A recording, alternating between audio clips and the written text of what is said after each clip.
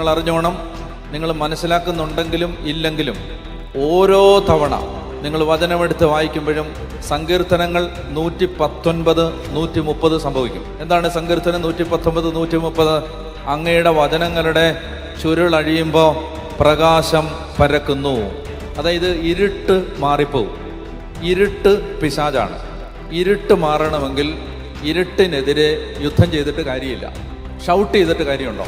ഇരുട്ടിനെ കുറേ അങ്ങോട്ട് വഴക്ക് പറയുക, പിള്ളേരെ വഴക്ക് പറയുന്ന പോലെ ഇരുട്ടിനെ കുറേ അങ്ങോട്ട് വഴക്ക് പറഞ്ഞു. ഇരുട്ട് പോവോ?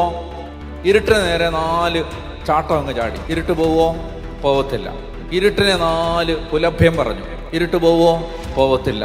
ഇരുട്ട് പോകണമെങ്കിൽ വെളിച്ചം കത്തിക്കണം, ഒരു ലൈറ്റ് ഇടണം, സ്വിച്ച് ഓൺ ചെയ്യണം, ഒരു മെഴുകുതിരി കത്തിക്കണം, ഒരു ടോർച്ച് അടിക്കണം, എങ്കിലും ഇരുട്ട് പോകത്തുള്ളൂ.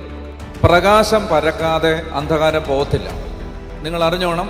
അല്ലാതെ എന്തുമാത്രം മസിൽ പവർ കാണിച്ചാലും പൈശാചിക ഇരുട്ട് വീട്ടിൽ നിന്ന് മാറത്തില്ല. അത് മാറണമെങ്കിൽ പ്രകാശം കയറണം. പ്രകാശം കയറണമെങ്കിൽ വചനം പറയുകയാണ്, അങ്ങയുടെ വചനത്തിൻ്റെ ചുരുള് അഴിയണം. അടച്ചു വച്ച നിന്റെ ബൈബിൾ തുറന്ന് വായിക്കാൻ തുടങ്ങുന്ന നിമിഷം മുതൽ നിന്റെ തല വരെ മാറും.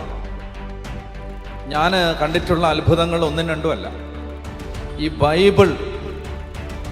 ബൈബിൾ തുറന്ന് വായിക്കാൻ തുടങ്ങിയതിന് ശേഷം മനുഷ്യനുണ്ടായ അത്ഭുതങ്ങൾ എന്നോട് ഒത്തിരി പേര് പറഞ്ഞിട്ടുണ്ട്. അച്ഛാ, ഞങ്ങൾ ജീവിച്ചിരിക്കുന്നത് തന്നെ വചനം കേട്ടതുകൊണ്ടാണ്, വചനം വായിച്ചത് കൊണ്ടാണ്. അത്ഭുതങ്ങൾ സംഭവിക്കാൻ നമ്മുടെ കയ്യിൽ ഒരു ആയുധം ദൈവം തന്നിരിക്കുകയാണ്.